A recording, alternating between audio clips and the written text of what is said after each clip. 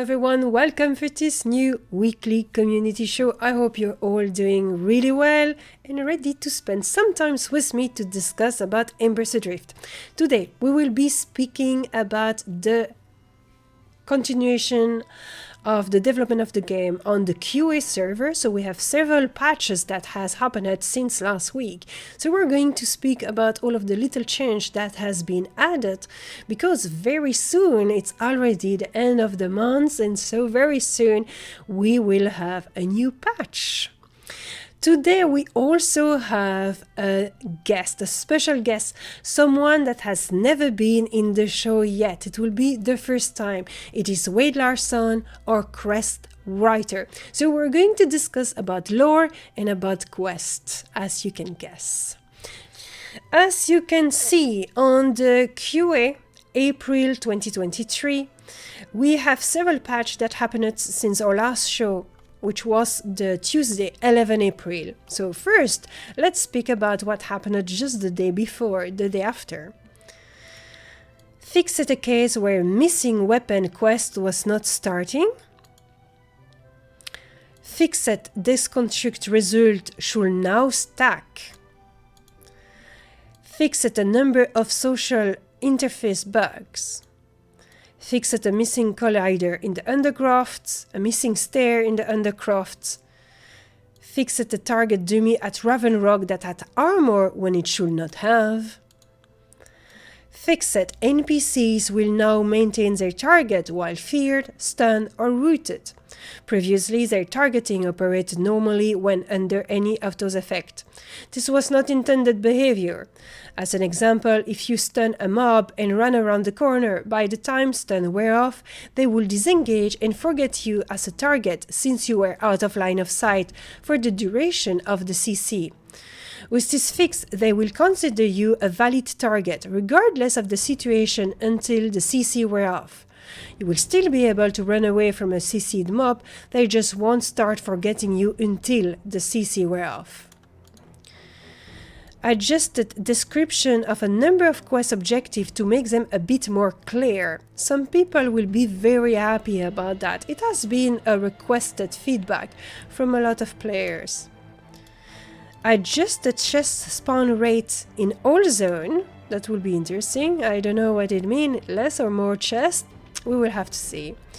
Audio listener is now always at the player position. Added various custom faction banner to zone. That one is really cool. Discover all of the banner we have added in the zone. So what are those banners? Those banners represent each different faction that there is. Think of the Circle, the Rangers, or the City Guard, or the Exile, the Marauders. Each of those factions does have a banner now to represent them. And they have been placed where they are hanging out, obviously. So you can expect to see some Marauder banner in the strongholds, for example, in Dryfoot. Added enable close sim toggle to the gameplay option. When enabled, the custom banner will use a close simulation for movement. So this is something that obviously can cause performance issues, so have a try on the QA server. Added tech to allow for NPC AoE kernel abilities to target the front, side, rear, or any combination. Some NPCs may develop new abilities using this tech in the near future. So that's a new tech we have. It's really exciting because it will allow us to create more interesting encounter with our NPCs. Move the third Ember Ring and Hallow in Grimstone to be in a safer spot. Added an anvil and merchant at this location, and I do believe that we have discovered that place. Now, what have been changed? April 13.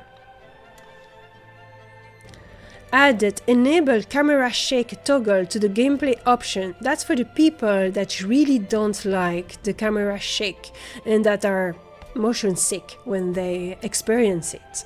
So the camera shake is used for very large mobs. So when you're nearby them, they are shaking the ground and you will see that your screen is shaking. But some people were getting motion sick. So if you don't like it, if you're sick, or if you just don't like it, you can disable it. It's in your gameplay option. Reduce camera shake intensity for large bears. Fixed naming on noble refined goods. Adjusted spawn around Ember Rings in Retro Rage. This is also something that has been requested. Warlord presence is now renewing resonance. Warlord presence is now renewing resonance, which regen both health and stamina. There are a few kinks with this that we are still working through, so it's not 100% yet. Okay, that's pretty interesting. Motivator Sword now has a custom flanking bonus. Lot of internal work on Grimstone 2 and Forgotten Depth 2. You are going to be so excited to see those two new zones, guys. We have been testing them. They are really cool. What happened on the April 14? Fixed a bug that could allow mod to apply hamstring from different NPCs to the player, causing their movement to be slowed past 50%. With this fix, any additional hamstring will override the original. Fixed a bug that could potentially cause issue with some abilities not properly overwriting other. Fixed a few environmental rock issue at the new Haven City entrance in Northreach. Striker abilities while dual wielding now perform an additional offhand roll which contribute 10% of the damage to the end result. This should help close the gap between dual weapon and two-handed weapon. More work is likely to come here as this is just a first step. Fixed self-overhead nameplate no longer shows while in first-person view. Additional Grimstone 2 and Forgotten Depth 2 work. Alright. April 15, so you see there had been a lot of work done. Fixed gel indicator will no longer show on defensive target NPCs. Continued work on Grimstone 2 and Forgotten Depth 2. Add its command to allow for the dragging of bag. Oh, we have been testing that last week on the QA server. I will explain you a little bit more of that, but let's read about this. Current limitation of this system are as follow. The bag must be within 5 meters of the character doing the dragging. Distance subject to change based on feedback.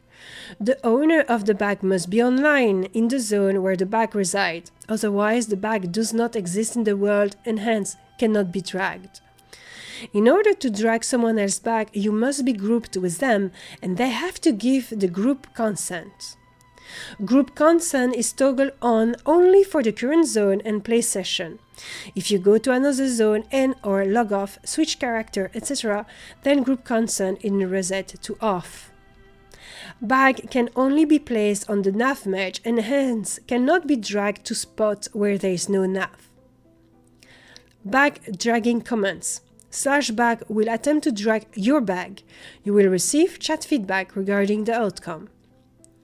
/group consent will toggle consent on off to your group, which will allow them to drag your bag. You will be notified if consent is enabled or disabled, but your group mates will not get this notification. This may change in the future. /bag target name will attempt to drag a nearby bag belonging to the target name if present. If successful, the target will be notified of someone dragging their bag. Alright, so we have been testing this Saturday when I organized an event on the QA server. We were several players to play. I think we were 8 to 9 at the maximum, I think. We had 2 groups going on and we have been testing all kind of things. We were in Grimstone Canyon for this. And we tried this new feature. So the distance is really short. You really have to be very close to your bag to be able to grab it. It is pulling the bag up to you, so you can see the bag moving to your location. So if you want to drag the bag of someone out of a very messy area, for example, you will really have to do this command a lot of time to drag the bag along the path. It's quite interesting, but at the moment I do believe we need to test it more and have the feedback of the player. So if you have not tested this already, I really recommend you to go on the QA server with a few friends, lose your bags, so wipe up the group and play around with this dragging bag. I do believe the distance is a little bit too short to be able to efficiently drag your bag out of a cliff, for example, or a position where you cannot reach it. So I am not sure if it's extremely useful at the moment. We will have to see. So please try this out. It could be something that's really helpful to, I don't know, get you back out of very messy and problematic situation. Fixed all 1.7 NPC should no longer have longbow or heavy crossbow dead zone. Fixed some navigation and collider issue in Grimstone Canyon. Fixed some prop issue in Dryfoot. Added target dummy outside of the Red Shore outpost. Added web applicator to spider web in a number of dungeon rooms and the Middleland spider caves. Updated and organized video panel layout in the game option. And finally, added support for NVIDIA Deep Learning Super Sampling or DLSS. If you have a supporter NVIDIA graphic card on Windows, this option will show up in place of the resolution scale slider in your video option. It is recommended that you enable this if you're running the client at higher than a 1080p resolution. When enabled, you can select between performance, balance, or quality settings. So beside all of the patch notes that I have been reading, I have some other things to discuss with you. I would like to remind you of a thread that I have written on the forum, which is called Getting Started in Embers Adrift and on our forum. So Getting Started in Embers Adrift and on our forum. This is mostly for new players, so if you have any new player in your surrounding or you meet them on Discord, I will recommend you to give them the address of this thread because it is compiling all kind of sources that are interesting to get you started in Embers Adrift. I have been updating the thread this week to ensure that you have all the information you want. So for example, here you have tip for new player, weekly community show the playlist, new and announce the playlist, etc.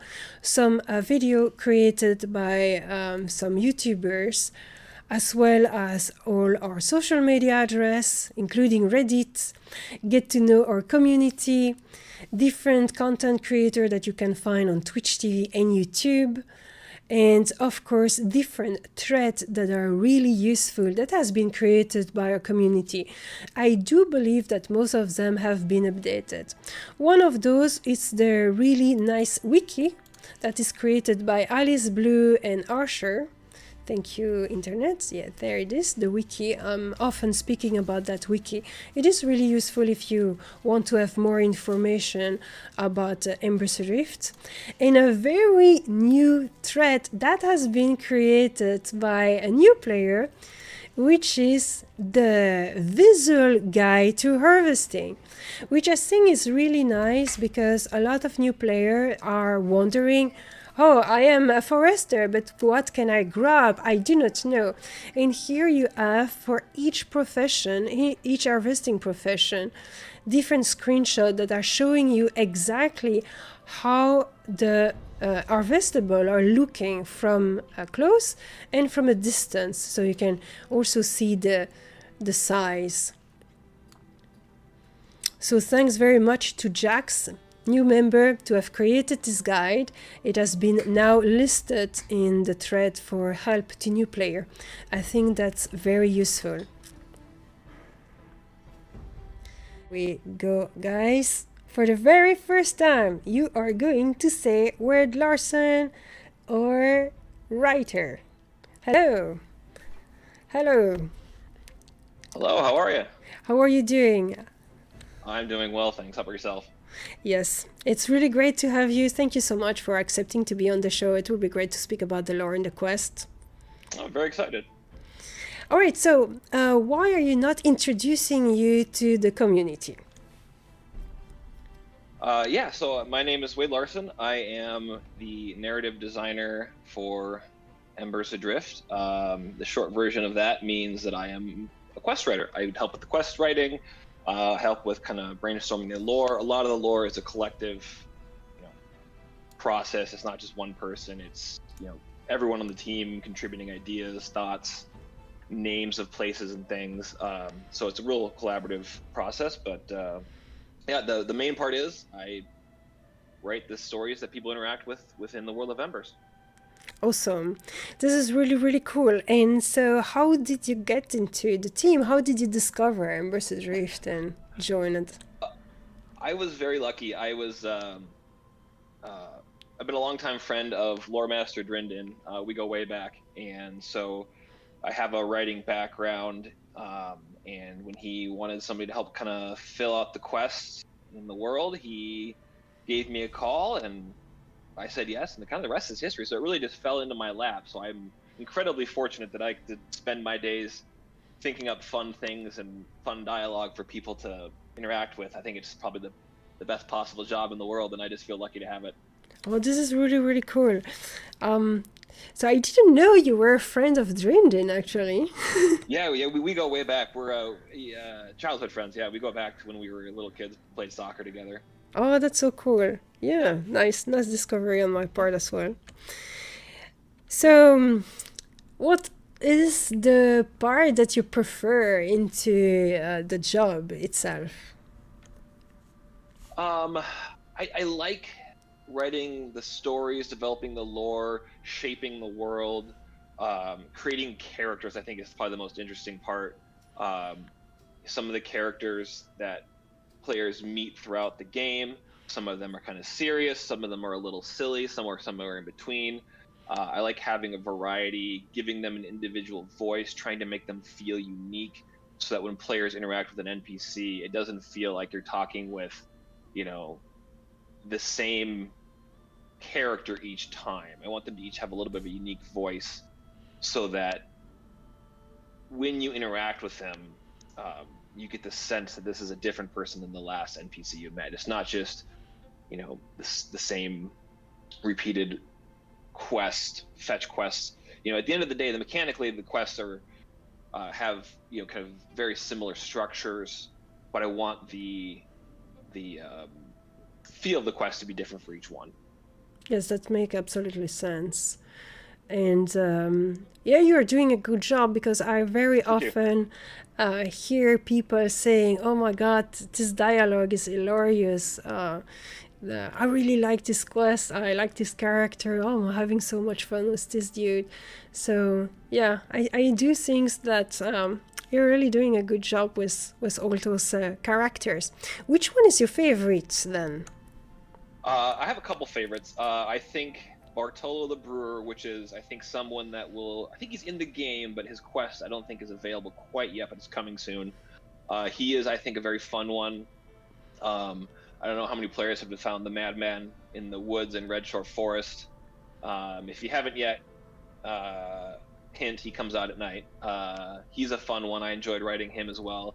And I think there's some good ones in Grimstone Canyon that people are going to get to meet when those come out with, I think, the next patch. Oh, nice. I do believe that Alice have done this Madman in the Wood quest, and she praised it. So, good. I'm glad she liked that. Was a lot of fun to write. Yes, here she is. The Stranger is my favorite. Good. I'm glad you liked that one. That was one of my favorites too. Quadzel is asking, did you write Mr. No Pants Malik? I did write Malik. Yep, Malik is one of mine. He, the no pants part though. So that was a collaborative part because I wrote Malik and I just put in the line that caught us with our pants down. It's a pretty American idiom. I don't know if it works also in Europe, but just kind of means caught us unprepared, unawares. And then Lore Master Drindon thought it would be hilarious to actually put him in the game with no pants, and we kind of ran with it from there. So yeah, so now he has no pants, but there is a option to remedy that for him. So there will be a chance to help him recover his lost trousers. It's really nice because I remember when we first introduced that NPC, it didn't have a quest yet, and people were like, "Why it is dude with no pants?" We had so many messages On his underwear. on Slack /reports. This guy has no pants. Is it normal? Yep. That was intentional. Yeah, that was very fun. So what is the challenge of creating quests for Embers Adrift? Because we are still quite limited with the tech part, so how to make the quest original and stuff like this, it must not be so easy. Yeah, I think that is the toughest part, is kind of the limits of the format. In a sense, you have to make the stories work around kind of a fixed set of mechanical gameplay options. We can only do so much as far as what the objectives are. It's kind of limited to fight, kill a set number of mobs, go to a location, click on a thing, talk to a person, loot an item. That's basically what we can do as far as objectives. So then trying to come up with creative ways to use those in different combinations or in different orders, or make it so that it doesn't feel like you're doing the same kind of gameplay mechanics every time. And I think, again, that comes back to trying to write interesting characters, trying to give the actions a meaning. Some of them are pretty straightforward. The ranger, Anders Alny in Northreach, he has a very straightforward quest. Go hunt, 5 of each of these animals. Very straightforward, kind of typical MMO quest. But then we want to kind of make a story behind that, so you can have a reason you're doing that. Give players a little more motivation other than just loot. Although I know probably a lot of people skip the dialogue and just go straight to just tell me what I need to kill and what I get out of the deal. But for the people who do stop to read the dialogue, we want to make sure that there is some kind of motivation there, some kind of reason for that quest giver to be giving you that quest. I want there to be a reason that person is asking for help. Because at the end of the day, that's what usually a quest is. It's an NPC asking the player for help. So what help do they need? Why are they asking for help? Why are they asking you for help? And so that's, I think, really the toughest thing, is getting those mechanical limitations into a sense where we can write a story that makes you kind of forget that you're just doing those mechanical gameplay steps. And we don't want to oversaturate certain areas. I don't want to send people to the same camps too many times, which is why I'm really excited about the depths and Grimstone. There's a lot of space there to tell some really interesting stories. I think players are going to love the depths and Grimstone. I think there's going to be a lot of good stuff there. There's some quests already in process that'll be out probably with the end of May patch. So you can look forward to some new adventures there. That's awesome. I have a question for you then. Since you spend so much time with the community, I don't kind of get that same view. I just what kind of feedback do you get from players about the questing? What do players like? What do they don't like? What are the high points? What are the low points? What do you feel like is the feedback you're getting? Well, I think we mostly have two type of player. You have the players that are doing the quest. No, we have 3 type of player. Well, one is very rare. The one which is very rare is I don't care about the quest. I want to create my own lore. So they're doing their own story in their head and they don't touch quest for that. But otherwise you have 2 type of player. One is interested mostly by the rewards, and so they're going to skip the dialogue.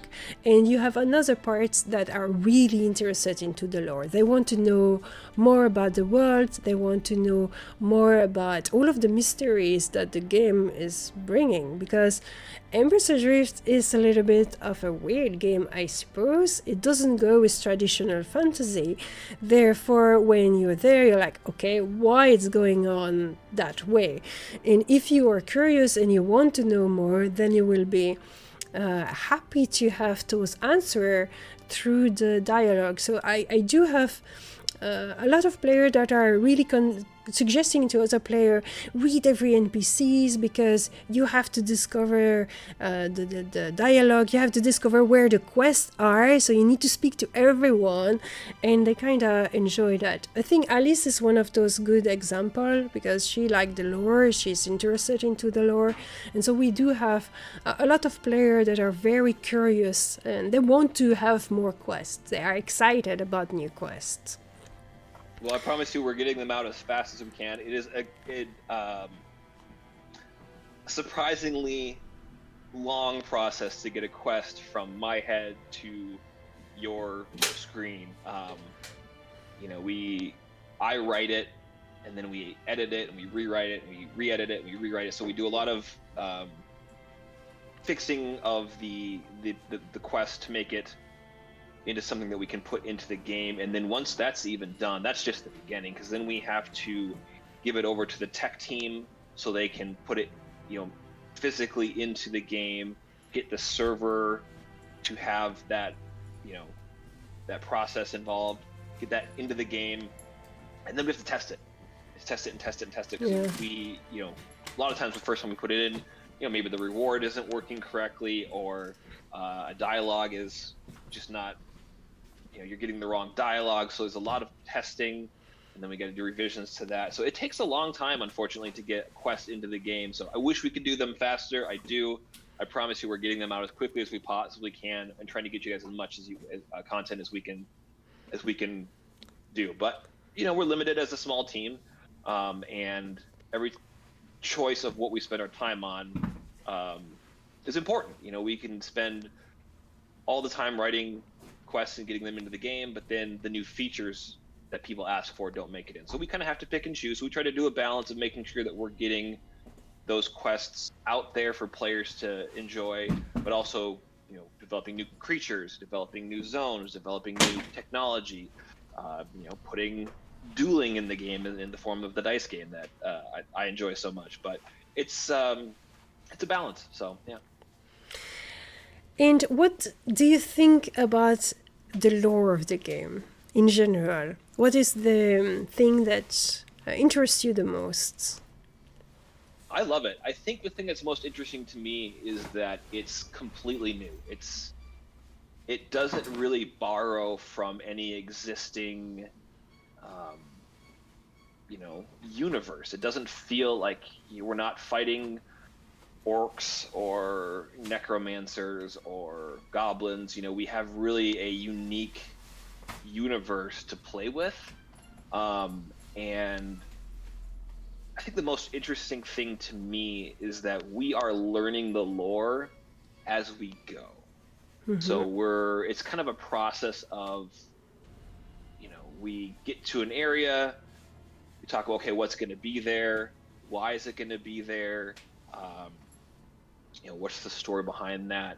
And then so we sit down together as kind of the creative team and discuss the lore. We come up with it. We just say, okay, well, why are these things here?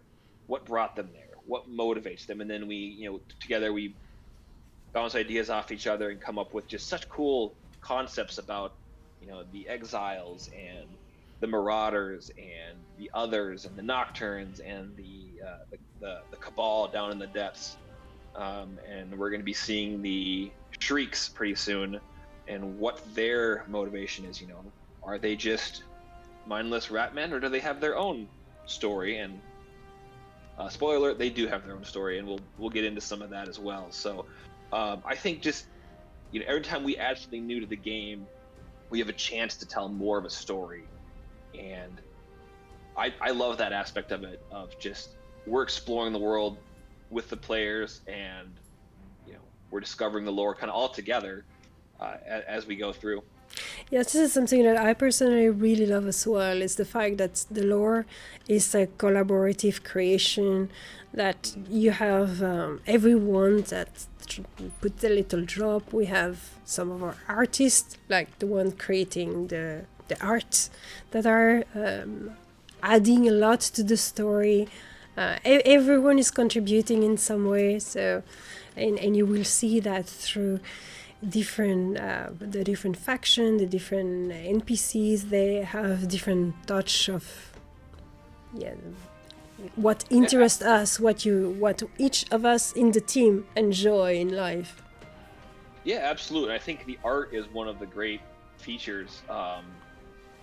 Creating the creatures that you see in the game and giving them little flourishes that sometimes they inspire the story and sometimes they're inspired by the story. So maybe we'll say, here's a bit of lore about the others, and then the art team will add little flourishes to their design to reflect that lore, to make it all come together. Adding in the banners, it's such a little touch, but I think it adds so much character to the world.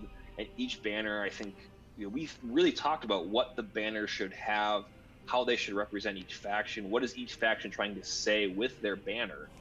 Yeah.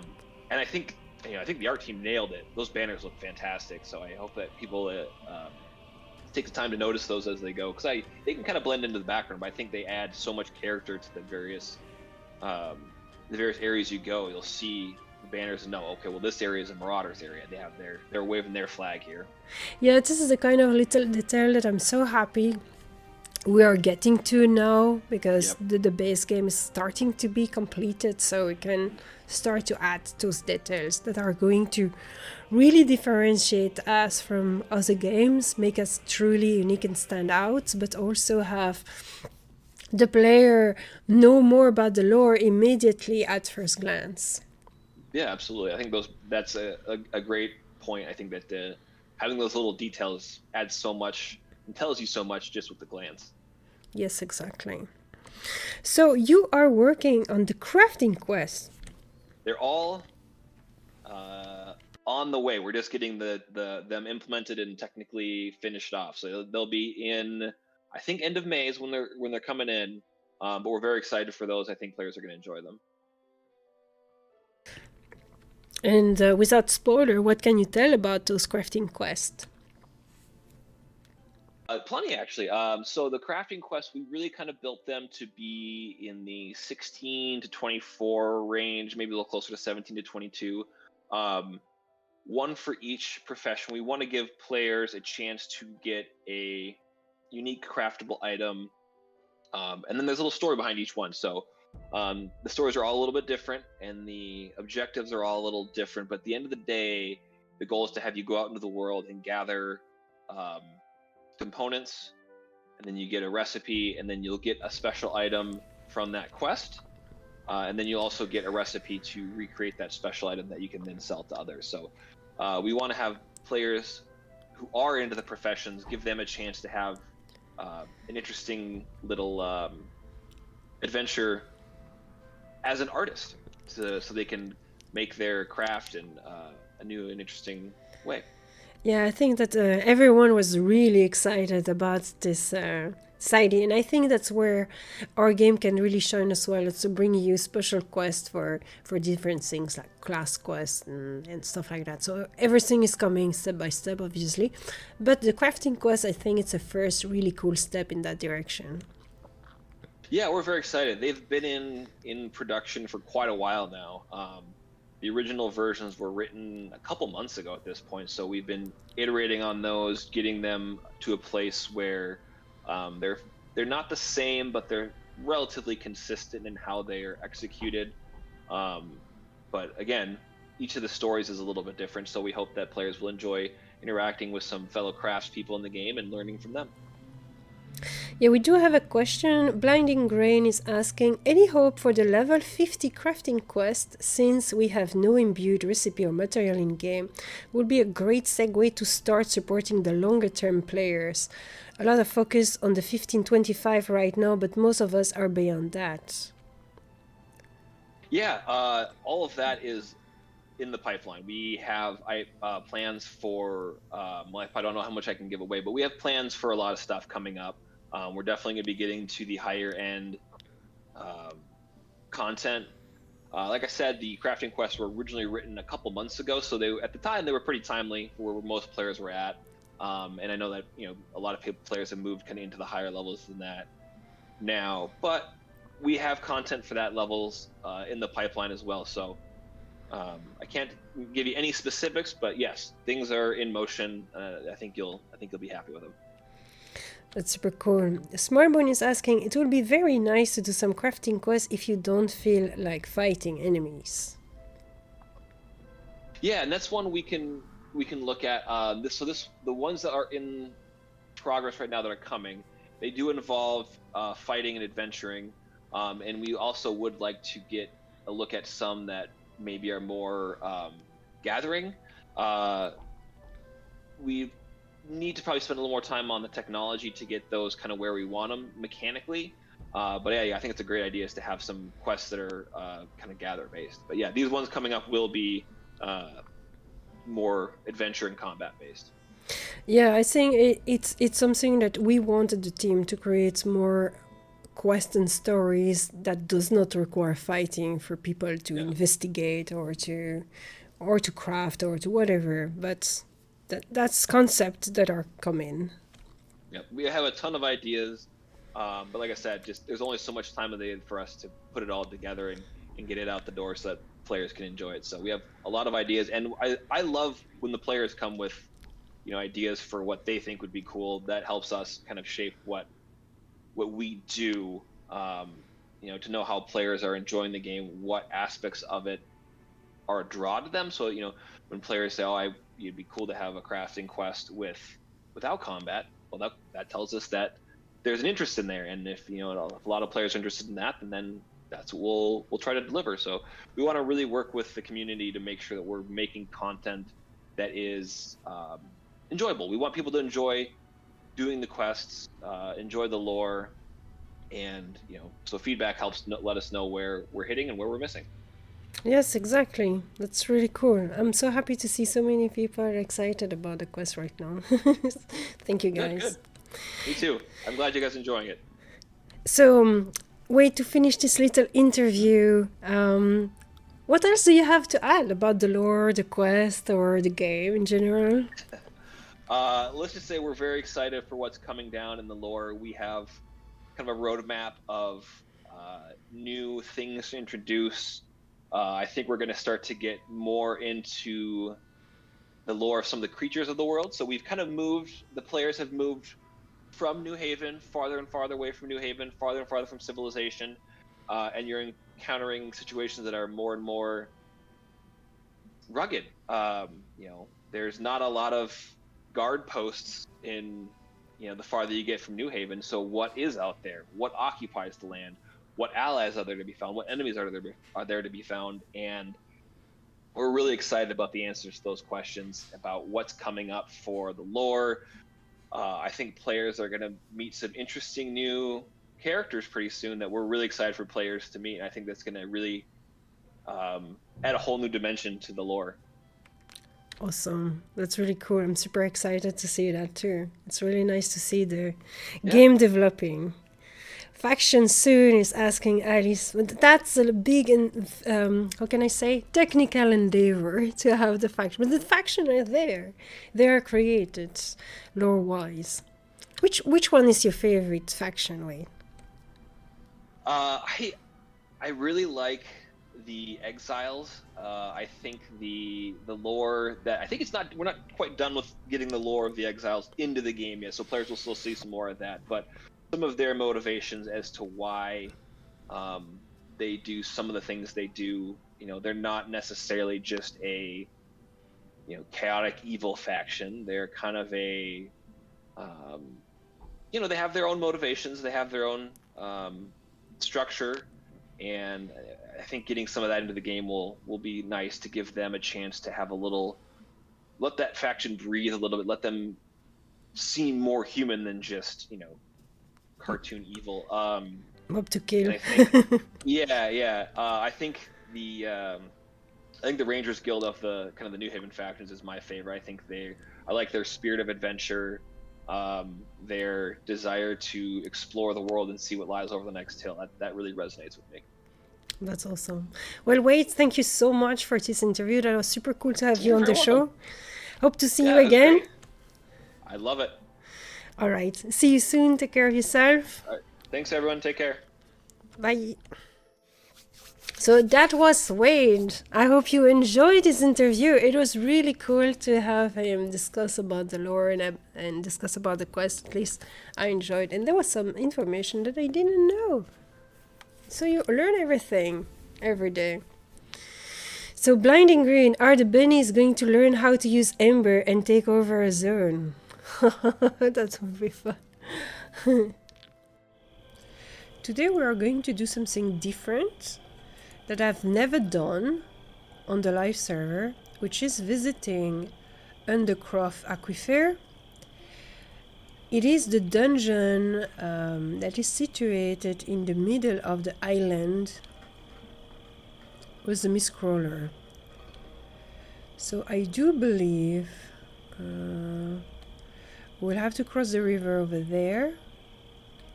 Oh no, we don't have to, but no. Of course, it's not on that side. I'm stupid. Here it is. We don't have to cross the river.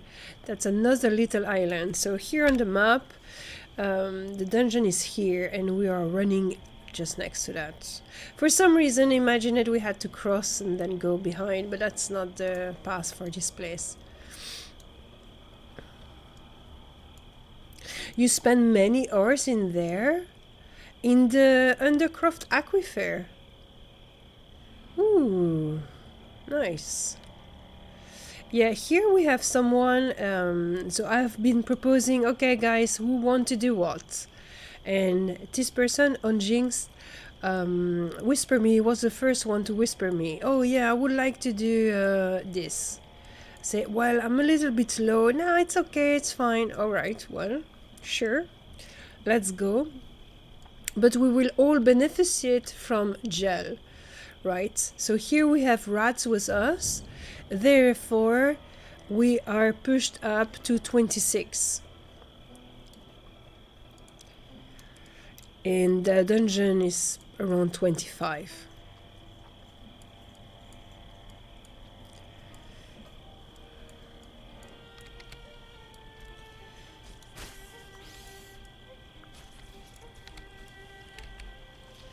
Oh, nice. But I don't need that. Oh yeah. This character is my real character. So I need on things. On things I need. Okay.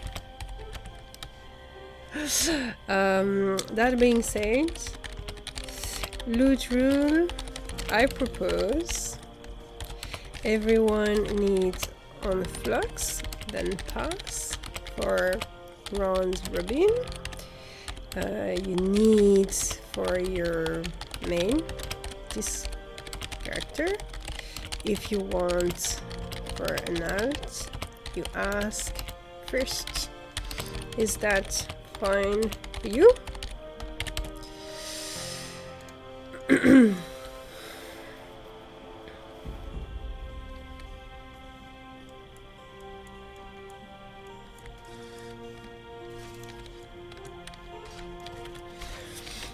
So setting up because it's not my usual people, prefer to set up group the rules for the group before it's making a drama.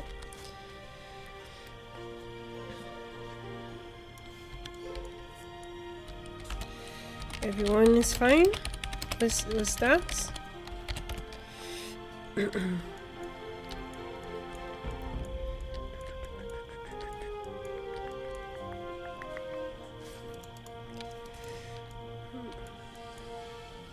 Oh, that's kind of fast. You remember when we got like screwed completely here? And now we are going and it's all fine?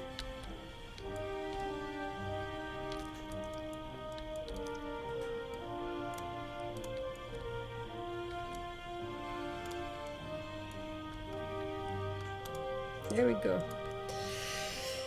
So here, it's the second Aquifer. I've never been in that dungeon. So, well, not on the live server. So I'm quite excited. It's going to be fun.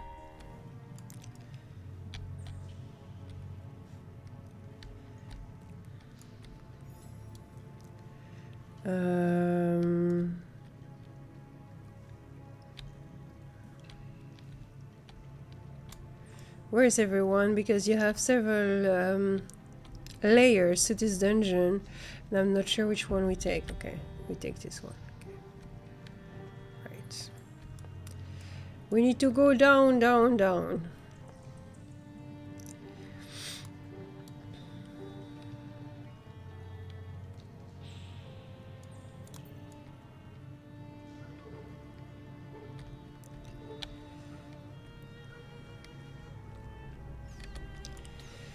Alright. So, yeah. Do we have a berserker? Yeah, we have. Eneko is the tank, so I'm going to protect the tank immediately. Going to give Smartbone a little bonus to his auto attack.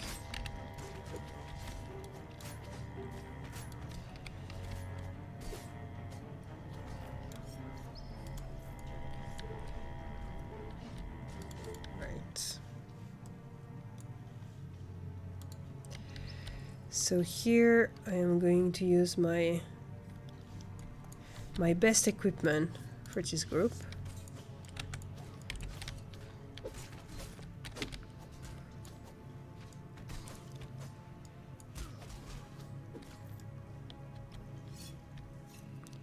I hope there will be some yeah, there's rats. So yeah, it will not be the best. Ooh, I'm level up to 29 actually. That's pretty cool.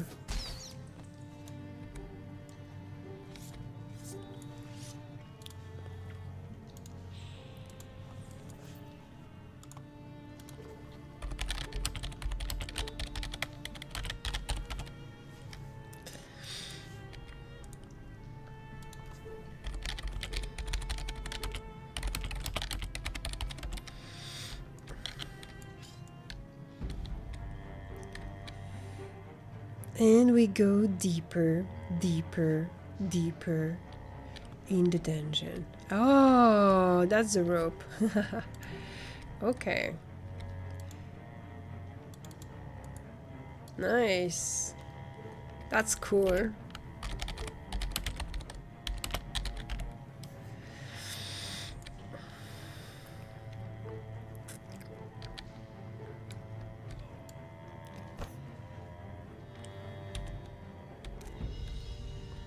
Did someone fall?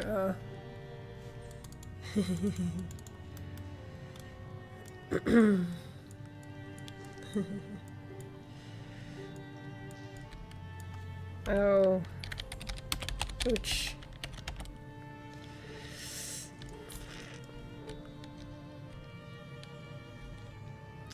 And no embering down, of course. You just click on it? You just click like that?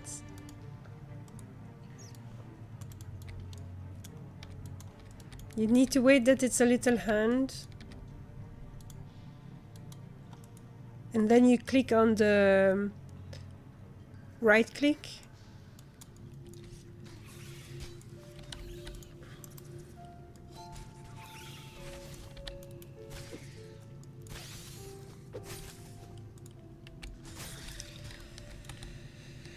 And the maintenance may be longer this time,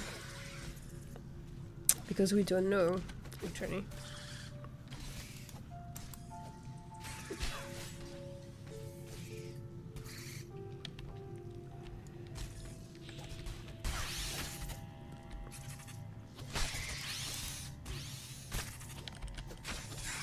Hey, don't look at me like this.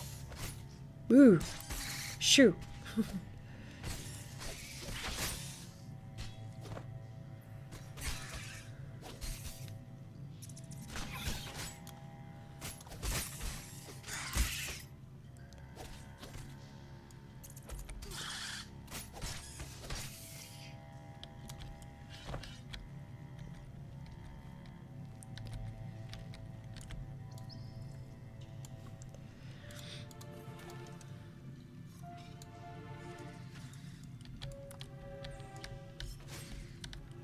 Okay.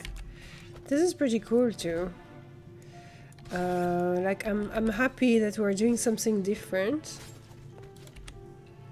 Especially something different from what we did the other day.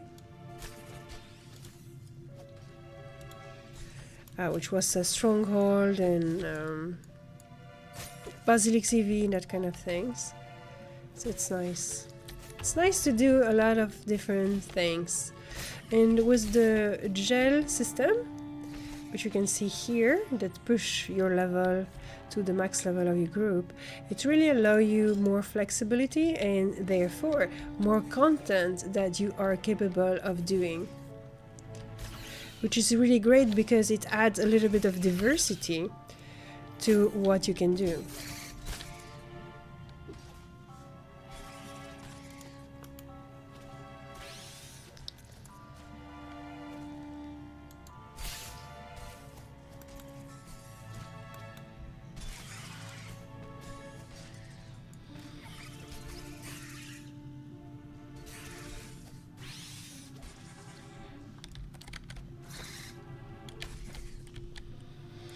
Yes, Sparrow! Hi!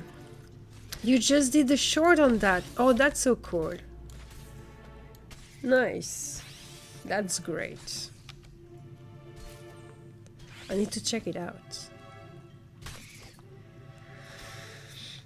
But the gel system is it's really nice for that, I think, because it really expands the game, and that's what we needed. Make group easier and allow more variety for the content you're doing, so you're not doing all the time the same stuff. Again and again and again and again and again.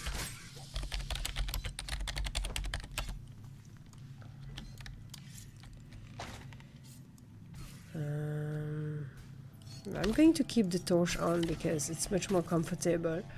I think they need more my torch than my DPS, which is still limited.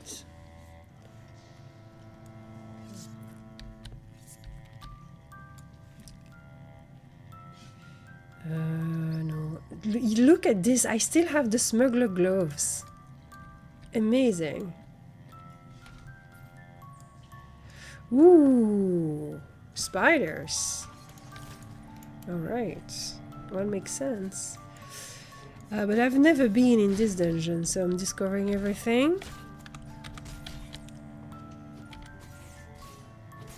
What is your level now, Sparrow, with your character? Because I think you have been playing a lot with Nathan Napalm lately, haven't you? He's the spider. Well... But... did you miss it, the bats?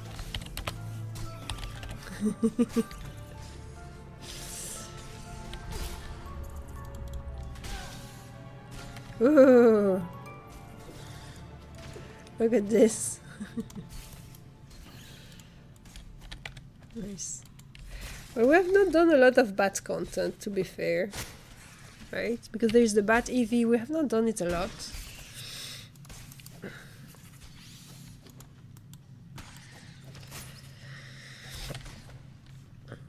Look at those heals. The druid is a really good healer. Oh yeah, nice.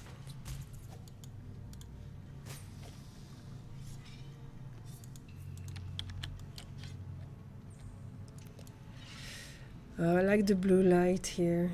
It's different.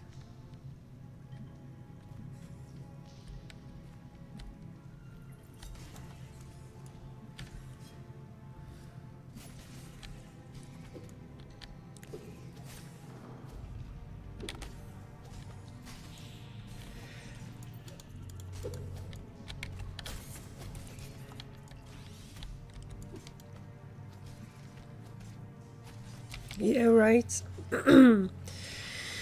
So I think, yeah, I don't know how the Sentinel will be changed, but we have been discussing about it in length. I think the Sentinel is really nice as a kind of a second tank, like a little off-tank. Like off-tank healer for a small group, it's great. But it still need a nice heal, maybe a AoE hot or something like that. I would say that AoE hot will make sense for the Sentinel. Maybe combined with AoE shields as a separate spell. That will make sense. So you have a protection and then a hot, which is a very nice healing tactic, right? Protect the people, and then when they are protected, you can help them recover. But you don't have big direct heal, but you have this protection and those group heal. Yeah, I think that could be a nice idea for the Sentinel.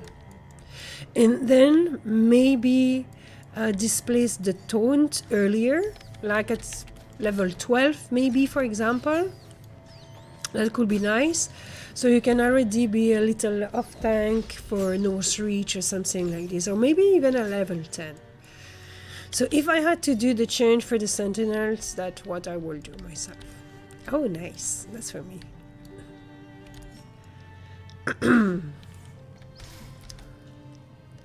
So I guess we are on the sub spider first.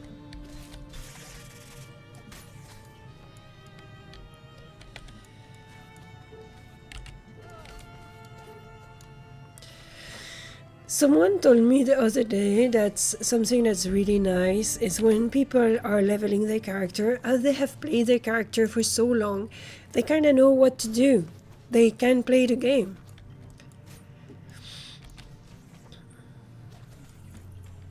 Because you're leveling slowly. At least someone like me is leveling slowly. Sorry.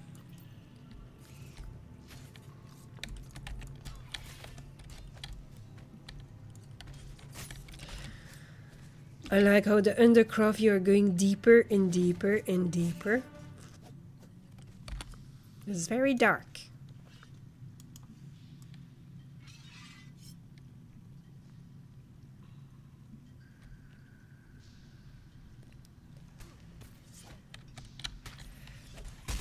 So in the next patch, the web will be sticky.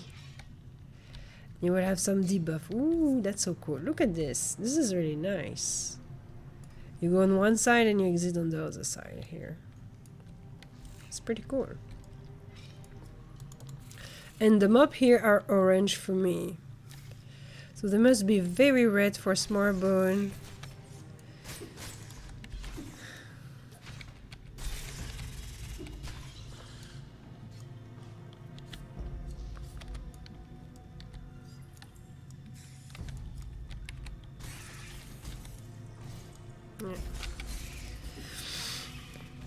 But with gel, it's not a problem anymore.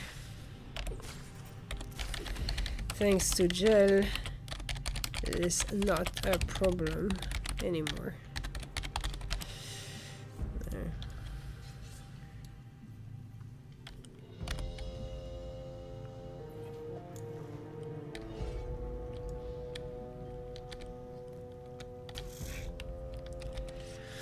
So next week I will be doing an Aquifer run, like the, not the Undercroft, Aquifer cart.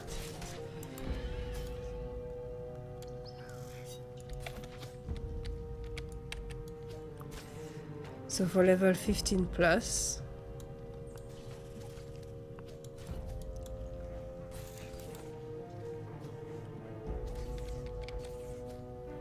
But I will try to promote my events better that I have done so far. So guys, this is the occasion where I promote my events. So check out my weekly event on Tuesday after the maintenance. I'm organizing a group with my flexible character, which can be exactly what you want her to be. It's a GM character, so she takes no loot. She's just there to help, and she can be the role that is required at the group for the group. And so next week we are going to Aquifer carts. So this is a very nice dungeon for level 16 plus, but with gel you can be lower. So you could easily be even level 12 and still participate to it. So it's going to be fun. And I'm organizing those events every single week. So have a look on the forum and on Discord where I'm gathering my event.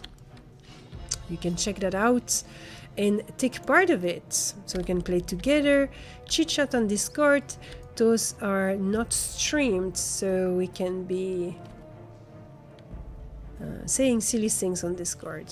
Ooh, I'm not sure that's what they wanted. Ooh, right. I'm going to drop a ground torch here.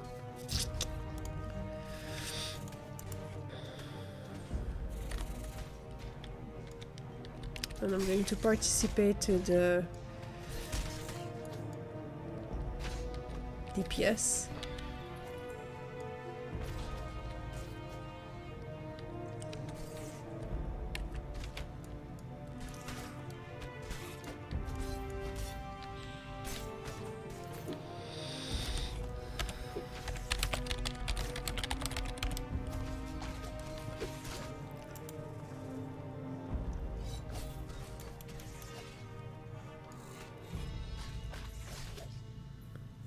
So that was not a name at all.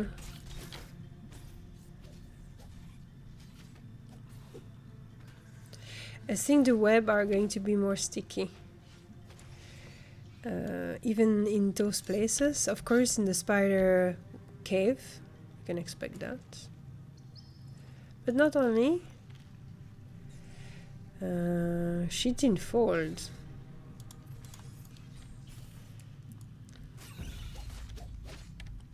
Ooh, spider egg. Oh, okay. Chitin vambrace. No. Maybe actually some chitin vambrace would be good for me. I don't know. Pale than spider. Ooh.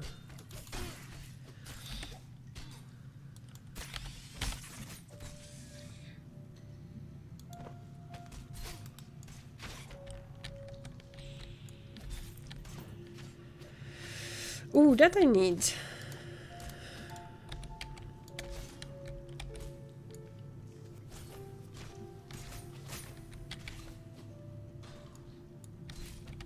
Nice. I'm going to learn that immediately once we have finished the fight.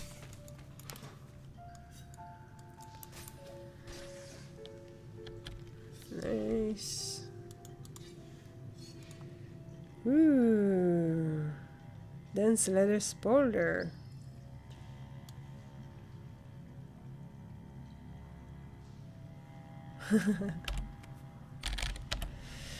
Toss that huge spider in the pit. Yeah, let's do that. Yes. Look at this, Stark. Of course.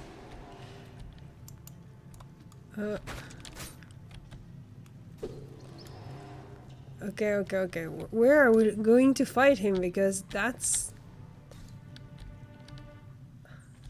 Okay. No, wait.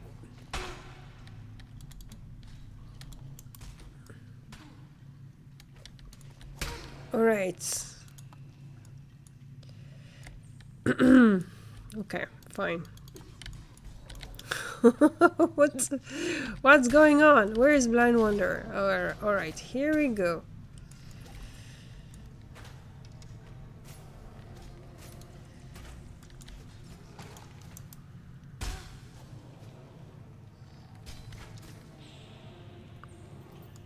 Okay. Blind Wanderer, I'm patching you again. Right, I'm going to use my crossbow.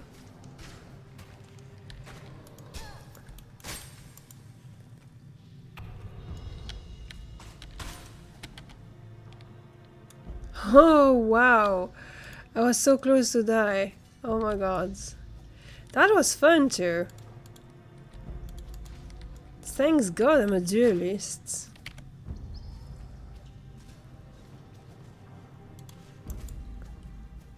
Makes things a lot easier. There we go. Hey Xerwolf. Hi. Nice to see you. Hope you're doing good. Oh yeah, well that's for me. Or blind, of course. Then what have we got from Stark? What's the loot? Ooh! Ah, no! My helm is better! Ah. No! My helm is so much better!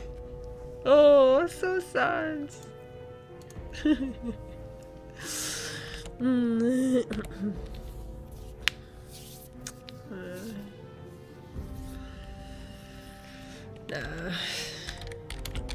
I don't need it. It just looks super cool.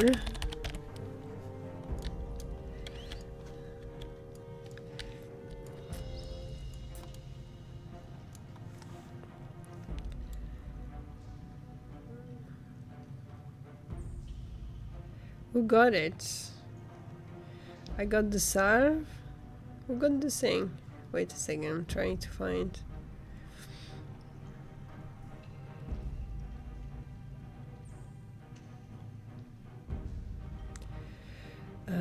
Oh! I got it?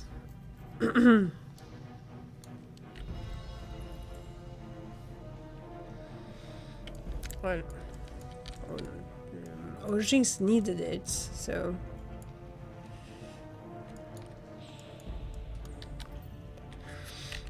Well. Oh, nice. Perfect. Perfect for a little break. And that's it for today. Thank you so very much for watching this episode. Thank you for your kind comment. Thank you for liking and sharing. This does always help. I will see you next time on Twitch TV live the Tuesday at 6 p.m. Central Europe time or 11 a.m. Central American time, or here on YouTube for another episode. Next week, it's already the new patch, so it's going to be very exciting. You guys take care of yourself, take care of your loved one, and I will see you soon. Bye.